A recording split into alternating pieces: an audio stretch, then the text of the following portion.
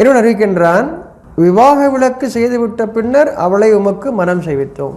விவாக விலக்கு பெற்ற பெண்கள் மனம் செய்து கொள்ள இறைவன் அனுமதிக்கின்றான். அவளுக்கு அனுமதி உண்டு. ஒவ்வொரு பெண்ணுக்கும் அனுமதி உண்டு. விவாக விலக்கு பெற்றால் மறுமணம் செய்து கொள்ள அனுமதி உண்டு. இறைவன் அறிவிக்கின்றான். எதற்காக சொல்லப்படுகிறது?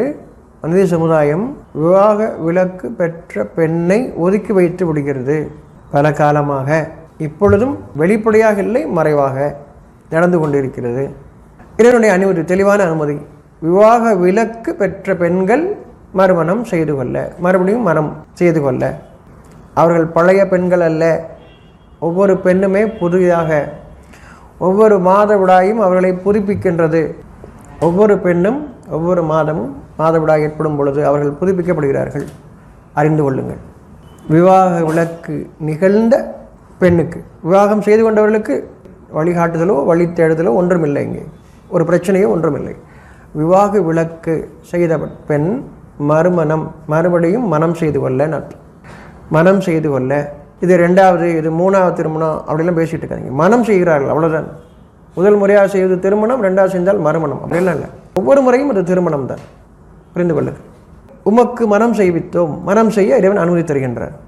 அறிவிக்கின்றான், நம்பிக்கை கொண்டவர்களால் வளர்க்கப்பட்டவர்கள் தம் மனைவிமார்களை விவாகரத்து செய்துவிட்டால் அவர்கள் அப்பெண்களை மணந்து கொள்வதில் யாதொரு தடையும் இருக்கக்கூடாது. நம்பிக்கை கொண்ட பெண், அவர்கள் காலம் வரை அவர்கள் இறைவன் எந்த அமைப்பில் படைத்தானோ அந்த அமைப்பில் வாழ்வதற்காக. அப்போ மற்றவர்களும் இல்லையா? மற்றவர்கள் நம்பிக்கை கொள்ளுங்கள், அவ்வளோ. நம்பிக்கை கொள்ளுங்கள். நன்மையின் மீது நம்பிக்கை கொள்ளுங்கள். நல்ல விதமாக வாழ்கிறதுக்கு நம்பிக்கை கொள்ளுங்கள்.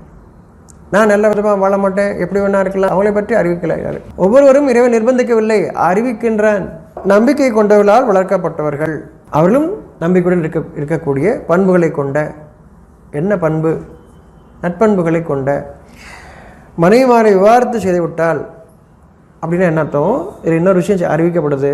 நல்ல குணம் இருக்குது, நல்ல குணம் இருக்குது, ரெண்டு பேரும் சேர்ந்து வாழ்ந்தாங்க, ஒரு காரணத்துக்காக அவங்களாம் பிரிய மாட்டாங்க, அப்படிலாம் கிடையாது. அப்படி கிடையாது. இறைவன் அறிவிக்கின்றான். நீங்கள் அதெல்லாம் கிடையாது. கட்டியாச்சுன்னா சார வரைக்கும் நீங்கள் தான் என் கூட சேர்ந்து உள்ளே வரணும். இது நீங்கள் ஏற்படுத்திக்கிட்டது, இறைவன் ஏற்படுத்தியது அல்ல. நட்பண்புகளோடு வாழுங்கள், நிர்பந்தம் செய்யாதீர்கள், அடக்குமுறை செய்யாதீர்கள். இதுதான் இறைவன் அறிவிக்கிறது. ஆணும் பெண்ணும் சமம் என்பதற்காக இறைவன் அறிவிக்கக்கூடிய செய்தி. பெண்களை நாம் மதிக்கவில்லை, அதற்கு இறைவன் தெளிவு தருகின்றார். கெட்டவங்க தான் பிரிஞ்சிருவாங்க, நல்லவங்க பிரிய மாட்டோம், அப்படி இல்லை. அவர்கள் பிரியல, சண்டை போட்டு பிரியல. ஏன் வச்சுக்கொள்ளுங்க. நட்பண்புகளோடு சேர்ந்து வாழுங்கள். நட்பண்புகளோடு பிரிய வேண்டும் என்றால் புரிந்து கொள்ளுங்கள். இறைவன் மீண்டும் உங்களை ஒன்று சேர்ப்பதற்கு அவன் போதுமானவன். இல்லை என்றாலும் ஒவ்வொருவருக்கும் அவர்களுக்குரிய வாழ்க்கை கொடுப்பதற்கும் அவன் போதுமானவன்.